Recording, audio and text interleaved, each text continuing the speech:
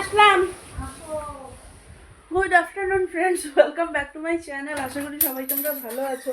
Good afternoon, 12:50। আমি যাচ্ছি মামাকে আনতে। আজকে এত দেরি হয়ে গেছে, আমি স্নান করে এসে দৌড়ে পুজো দিলাম। দৌড়াচ্ছি। টোটো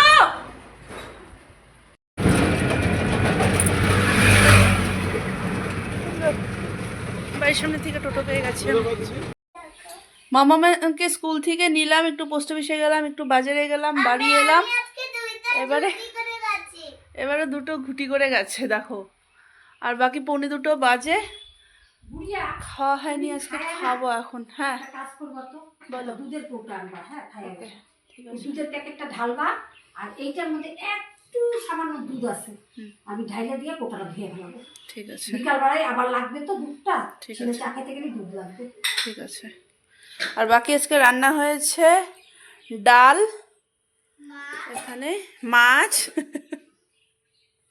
সবজি দিয়ে, ডালের বড়ি দিয়ে, বাটা মাছের ঝোল হয়েছে আজকে, আলু করলা ভাজা, বাঁধাকপি মাছের মাথা দিয়ে। মামা আর বাটিরটা কি মা ঠাকুমার জন্য বাড়া? হ্যাঁ, আর কি বলো তো দেখি আমাকে। আর কিছু না, তোমার খবর বলো একটু মা। আমি খুব আরামে থাকি। দিদি বললো না যে দিদি তোকে ব্লকে দেখি তুই সারাক্ষণ এই করতে থাকিস রান্নাঘরে, পুরিয়া যে ব্লক করে।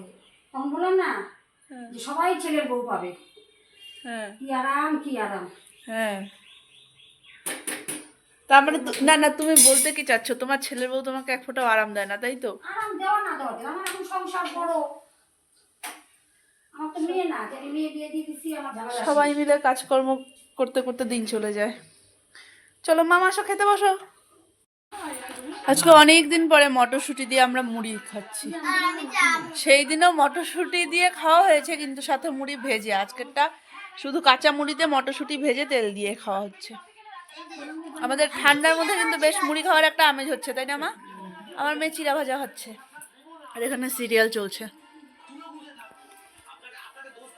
কেমন খেলি?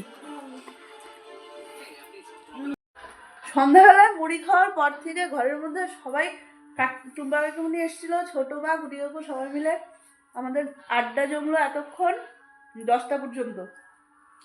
তারপরে এখানে ঠাকুমা, মায়ের ছেলে, মায়ের নাতনি, সবার খাওয়া দাওয়া কমপ্লিট। এবার আমরা 3জন বসছি এখানে ডিনারে। আজকে আমার ডিনারে রুটি, বাঁধাকপি,